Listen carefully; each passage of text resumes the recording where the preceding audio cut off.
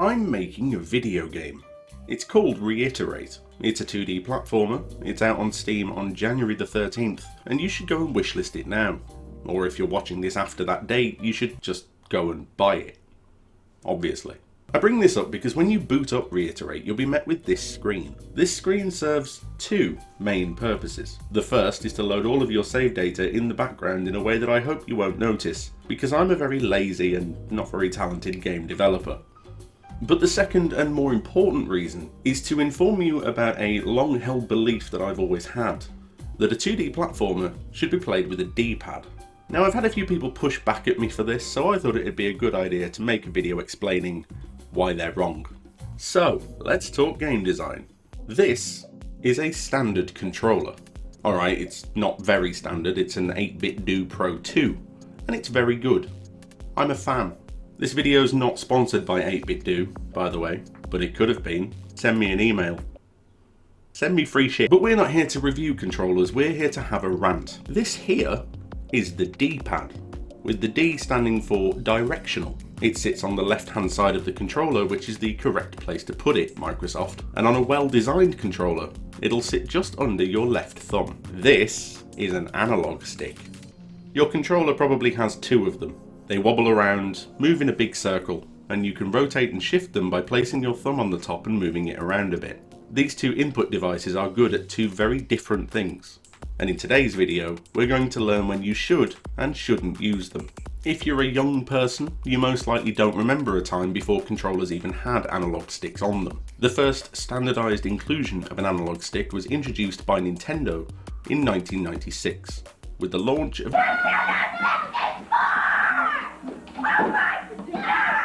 Some people on YouTube and social media have tried to rewrite history by claiming that it was Sony with their PlayStation who standardized the inclusion of an analog stick. But those people probably weren't alive in 1995 when the PlayStation released, so they can be safely ignored.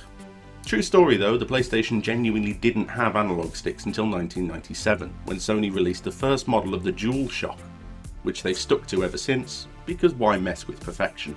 Now, the Nintendo 64 had a great controller, as long as you weren't in some fashion intellectually challenged. You put your left hand on this prong here, your right hand on the right prong, and you played with a setup that perfectly matched the kinds of games Nintendo would go on to put out. The best example, of course, being Super Mario 64. Super Mario 64 was Nintendo's first real attempt at doing proper 3D. And in proper 3D, you suddenly have a lot more angles to move about in. Specifically, 360 of them. Or as you might know it, a circle. Now, when you can move in a circle, you need an input device that can represent the entire range of motion that you'll want in said circle. And for this, an analog stick is perfect. It rotates on a ball in the middle and moves smoothly around under your thumb in a pleasing and intuitive way. Okay, so we've covered why the analog stick is brilliant. But if it's so brilliant, why shouldn't you use it for a 2D platformer?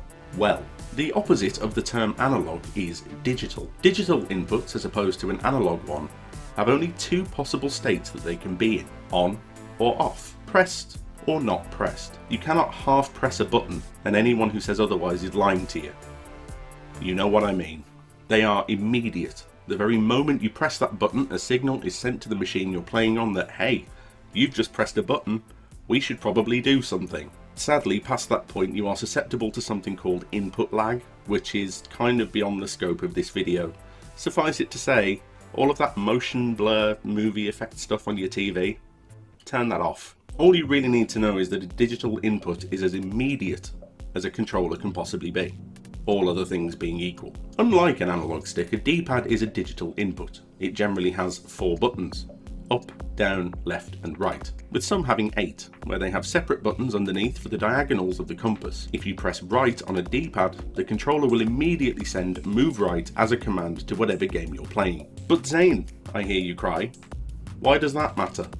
Well, in a 2D platformer, and especially in Reiterate, you need to have as little time as possible between inputting your command and something happening. There are a lot of tight jumps and moments that require your fastest possible reaction to get through, especially when you get into the much harder Black Edition mode, or if you're trying to complete a speedrun. But don't analog sticks also send your input immediately?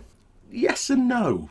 An analog stick, since it's not a digital input, can move anywhere between 0 and 100 points between the middle, when you're not doing anything at all, and the very extreme point of the stick's range, where you're holding it as far as it'll go in one direction. There are, in most engines, and especially in Construct 3, which is what Reiterate is made in, 100 points between the middle and the edge of where the analog stick can be. Do you remember when I said that an analog stick was good for moving in a circle? Well, in a circle, you have 360 possible angles that the stick can be pointing in.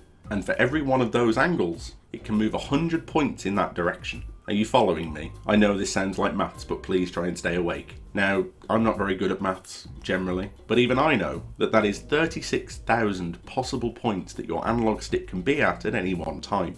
Compare that to a D-pad, which can be either on or off in 4 possible directions.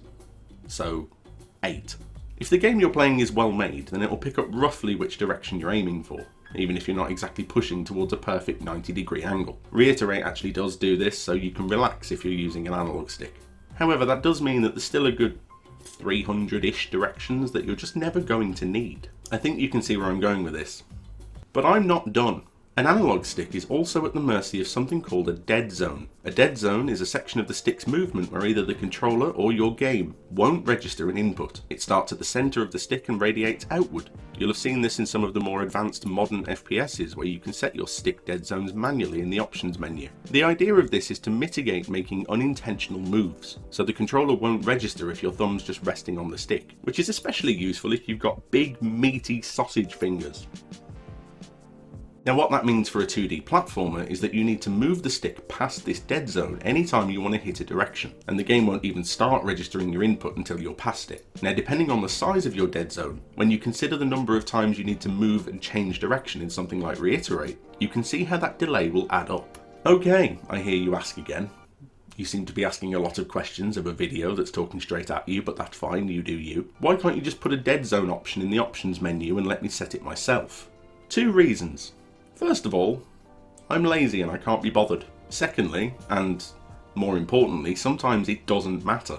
There are also dead zones built into the hardware of your controller, depending on which brand you're on, and no amount of coding or options tweaking can do anything about it. Now, over the years, there have been some very bad D-pads on controllers. The GameCube, for example, had this hilariously useless one. This controller is filthy. Jesus Christ, I am an absolute pig. But these days, especially if you have access to any kind of DualShock that Sony has made since the PlayStation 3, or alternatively, my personal favourite, this Bluetooth replica of the Sega Saturn controller, because in my opinion the Sega Saturn had the best D-pad ever made, and as you might have gathered from this video, my opinion is in fact a fact. The chances of you having a bad D-pad are quite low. But wait, there's more. We're now going to talk about thumbs. Remember how I said the amount of movement you need to make for an analog stick to get past the dead zone can add up over time? Well, it's also true of your thumb movement. In Reiterate, you have a wall jump, and to do that, you need to often push away from the wall you're on in quick succession to make progress, which means a lot of back and forth between directions. Doing that on an analog stick, your thumb is going to move further per instance than if you were to do the same thing on a D-pad. Remember, a D-pad only has to be on or off, and only has 4 directions anyway, so all you're doing is shifting between 2 buttons. An analog stick has to retract from the direction it's pointing in, return to the centre, then move again into the other direction to register your input, passing through its personal dead zone twice, and pushing your thumb further in actual distance than a D-pad ever would. I know it sounds pedantic, but again, if you're a speedrunner, or you're trying to do the harder levels in Black Edition, it does all add up. Now, I'm not trying to say that analog sticks are bad. In fact, they're really good at what they were designed to do, which is move you in a 3D space. But when you're in 2D, and you can only move in 2 directions anyway, using an analog stick for that is like trying to light a candle with a flamethrower. You can if you want, but it's not really the most efficient way of doing that thing. Incidentally, the absolute most efficient way of doing that thing is this. A well-made mechanical keyboard is quite probably the most efficient and responsive way of controlling a 2D platformer, because chances are it's wired into your PC, and depending on how well it's made, the short key travel is probably even more instantaneous than using a D-pad. But you know, we are talking about video games, and sometimes you just want to sit back and relax and kind of get into the vibe of what it is you're playing, and a keyboard isn't great for that. So what does all of this mean? Well, first of all, It means you should probably be playing a 2D platformer with a D-pad. But most importantly, it means... The truth is, as much as everything I've just said is factually correct, and I am in fact right, you should really always play games with what you're most comfortable with. I know this sounds like a cop-out conclusion, but at the end of the day, it's a video game. You should have a good time with it, and if you feel most comfortable playing with an analog stick, I vehemently disagree with you, but you do you. You bought the game, you're playing the game, it's your game, have a good time. None of this really matters. I just kind of wanted to make this because it was a thing that sticks in my head, and obviously I've got that message at the start of the game, and I wanted to just kind of elaborate on that a little bit. It's one of those moments where I get up on a soapbox and yell into the void, and somebody yells back going, "Nobody was arguing with you." But to me, it's important. Oh, and I also aim this at developers who make 2D platformers but then don't let you use the D-pad. What are you doing? Stop it. The absolute most important takeaway from this video is this. You should wishlist Reiterate on Steam, and if it's out already, then you should go and buy it. That's it. That's the conclusion. And on that bombshell, it's time to end our video. If you liked the video, you should like the video so that I know you liked the video, and then subscribe for more videos like this video because you liked this video, so you might as well subscribe for more videos like the video that you liked because you liked it. And I will see you the next time I'm thinking, hey, let's talk game design.